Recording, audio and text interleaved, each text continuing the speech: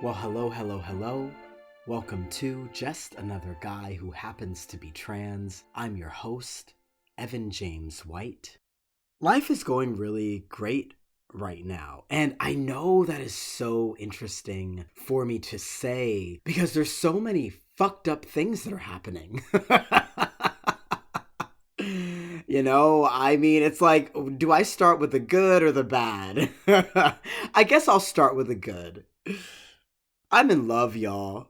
Like, I am so happy right now. I have met someone that I am just head over heels for. We've been dating for about a month now, and we met each other through someone close to me. And at first, we started talking online a little bit, and then we met in person, and wow, just fireworks. Like, I wrote in my journal a couple of months ago, I wrote about the person that I wanted to be with. I described her. And this person that I've met, this woman that I've met, is exactly what I wrote about, exactly what I asked the stars for.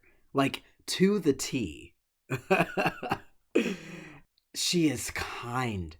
She is nurturing. She is so loving. I feel so cared for. She is beautiful. She is smart. She is a poet. She is emotionally available and also emotionally intelligent. She communicates. Literally everything that I want in a partner, she is.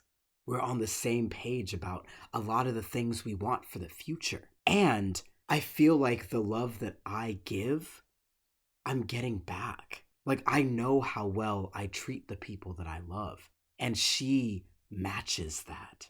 I feel like I finally have someone that I deserve. And it feels like life is great. Like, it feels like everything is falling into place. It feels like it's as it should be. And at the same time, the reality is there was just this inauguration where Trump immediately signed these executive orders that are going to take away rights for a lot of people. There is the executive order on gender that basically says the federal government won't be using the word gender anymore to describe people. Instead, it will be using the word sex. And there are only two sexes, male and female, and sex is not something that can be changed and is determined at the time of the baby's conception, which is completely ridiculous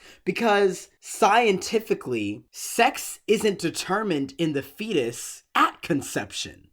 With this executive order on gender, the federal government will no longer be providing gender-affirming healthcare to trans people. So for folks on Medicaid and Medicare, they may not have access to gender-affirming care in the way they used to because the federal government funds Medicaid and Medicare. So that means hormone replacement therapy may no longer happen for some folks. Surgeries may not happen for some folks. Also, outside of healthcare, passport documents. Because the federal government will now only recognize two genders, people whose passport documents show a third gender or gender X, I'm wondering what's going to happen with them. They may have to change or update their documents to reflect a gender that is not theirs, the gender that they were assigned at birth. And fortunately for me, I got my documents updated last year. I had this feeling that I just needed to do it last year. So I did, and just in the nick of time. Even with me having taken care of what I needed to take care of, I'm wondering if somehow there could be some kind of a flag on my passport. I'm wondering if they're going to make me change it back in terms of healthcare. I'm not on Medicaid or Medicare, though I do receive health insurance through the California marketplace.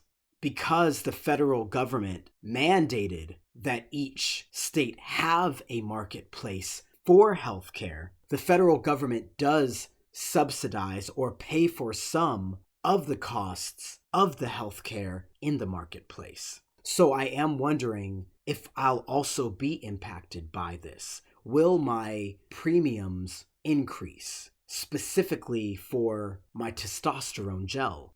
I'm also wondering if I'll be able to get the surgeries that I need to get. Will they be covered by my health insurance over the next 4 years?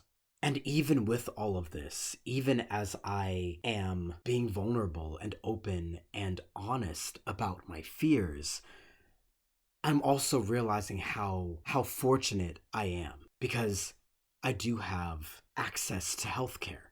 I do make enough money to be able to afford my testosterone gel, even if my health premiums do go up. I was fortunate that I was able to get my documents updated last year. Some people can't do that because of finances, because they don't have a ride to the courthouse, because they don't have time to go to the courthouse because they're working.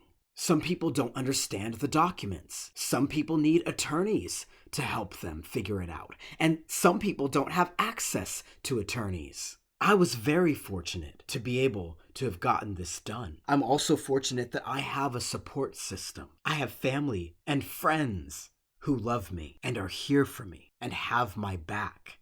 I'm also really lucky because I have her, the woman I mentioned. I mentioned to her that I was nervous about the possibility of losing access to my gender-affirming care, my hormone replacement therapy, my testosterone. And I asked her, I said, hey, if for whatever reason I can no longer be on testosterone, would you still want to be with me? And she said, yes, of course. I like you. I want to be with you.